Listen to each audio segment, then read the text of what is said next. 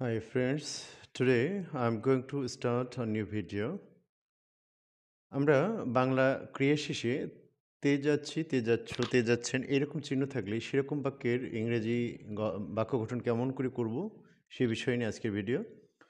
যেমন আমরা বাংলা বাক্যে অনেক বাক্যে আমরা বলে থাকি আমি একটি দোকান খুলতে যাচ্ছি, সে একটি ব্যবসা শুরু করতে যাচ্ছে, আমি একটি বই পড়তে যাচ্ছি, তিনি অনুষ্ঠানটি উদ্বোধন করতে যাচ্ছেন। এই যে তে যাচ্ছি, তে যাচ্ছ, তে যাচ্ছেন এরকম বাক্যের আমরা ইংরেজি স্ট্রাকচার কেমন করে করতে পারি সেটা নিয়েই আজকের ভিডিও। সো একেবারেই শুরুতেই দেখছি গঠন। আমরা গঠনে দেখতে পাচ্ছি যে এইরকম বাক্যে অর্থাৎ তে যাচ্ছি, তে যাচ্ছ, তে যাচ্ছেন থাকলে আমরা এর ইংরেজি স্ট্রাকচারটা দেখব। প্রথমে সাবজেক্ট নেব, তারপরে অ্যাম, ইজ, আর এর যেকোনো একটা সাবজেক্টের উপর ভিত্তি করে অর্থাৎ আই এর পরে am, third person singular number he, she, ইটের পরে ইজ এবং প্লুরাল অর্থাৎ উই, ইউ, দে এবং যেকোনো প্লুরাল সাবজেক্টের পর আর এবং এখানে গোয়িং টু সবার সাথেই থাকবে ব্যবহারের পর। এরপরে ভার্বের বেস ফর্ম বা ভি ওয়ান ফর্ম এবং ওডাব্লিউ বা আদার ওয়ার্ডস থাকবে। সো এটি হচ্ছে মূল স্ট্রাকচার। এখন আমরা এই স্ট্রাকচারকে ফলো করে আমরা আমরা সেন্টেন্সগুলো লক্ষ্য করি। যেমন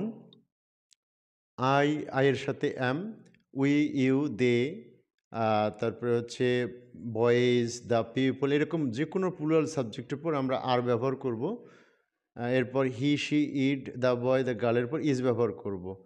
সো সবগুলো অ্যামিজার এগুলো ব্যবহার এর পরপরই গোয়িং টু অর্থাৎ মূল যে মডেল অক্সিলারিস এটি হচ্ছে মডেলটা হচ্ছে এখানে বি গোয়িং টু।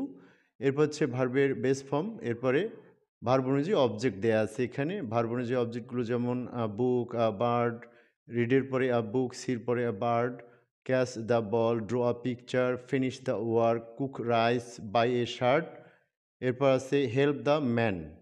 সো আমরা বাক্য গঠনের মধ্য দিয়ে প্র্যাকটিস করে থাকি। যেমন আমি একটি বই পড়তে যাচ্ছি, I am reading a book. আমরা একটি বই পড়তে যাচ্ছি, we are going to read a book. আমরা একটি বই পড়তেছি, we are going to read a book. আমি একটি বই পড়তেছি, I am going to read a book. তোমরা একটা বই পড়তে যাচ্ছ, you are going to read a book. ছেলেগুলো একটি বই পড়তেছে, they are going, the boys are going to read a book. লোকগুলো একটি বই পড়তে যাচ্ছে, the people are going to read a book. তেমনিভাবে সে একটি বই পড়তে যাচ্ছে, he is going to read a book. ইহা একটি বই পড়তেছে, it is going to read a book. ছেলেটি একটি বই পড়তে যাচ্ছে, the boy is going to read a book. এরপর মেয়েটি একটি বই পড়তে যাচ্ছে, the girl is going to read a book. আবার অন্য একটা ভার্বকে নিয়ে আমরা বলতে পারি, যেমন ভার্বটা যদি নেই, ক্যাচ দ্য বল। আমি বলটি ধরতে যাচ্ছি, I am going to catch the ball. আমরা বলটি ধরতে যাচ্ছি, we are going to catch the ball. তাহারা বলটি ধরতে যাচ্ছে, they are going to catch the ball. ছেলেগুলো বলটি ধরতে যাচ্ছে, the boys are going to catch the ball. সে বলটি ধরতে যাচ্ছে, he is going to catch the ball. এমনিভাবেই তেমনিভাবে আরও কিছু স্ট্রাকচার আমরা এ বাক্যে এই স্ট্রাকচারের মাধ্যমে আমরা অনুসরণ করতে পারি। যেমন কুক রাইস, এটা কুক যদি আমরা ভার্ব নেই, রাইস যদি অবজেক্ট নেই, তাহলে আমরা বিভিন্ন সাবজেক্টের মাধ্যমে এবং বিভিন্ন ধরনের অক্সিলারি এখানে বি ভার্বের বিভিন্ন রূপ বিভিন্ন সাবজেক্টের উপর বসিয়ে আমরা চেষ্টা করি আবার। যেমন আমি ভাত রান্না করতে যাচ্ছি, I am going to cook rice. আমরা ভাত রান্না করতেছি, we are going to cook rice. ছেলেগুলো ভাত রান্না করতে যাচ্ছে, the boys are going to cook rice. লোকগুলো ভাত রান্না করতেছে, the people are going to cook rice. সে ভাত রান্না করতে যাচ্ছে, he is going to cook rice. ছেলেটি ভাত রান্না করতেছে, the boy is going to cook rice. মেয়েটি ভাত রান্না করতে যাচ্ছে, the girl is going to cook rice. এভাবে আমরা যে কোনো সেন্টেন্স এর অনুরূপ স্ট্রাকচারে বলতে পারি। যেমন তিনি একটি দোকান খুলতে যাচ্ছেন, he is going to open a shop. আমি একটি নতুন ব্যবসা শুরু করতে যাচ্ছি, I am going to start a new business. I am going to start a new business.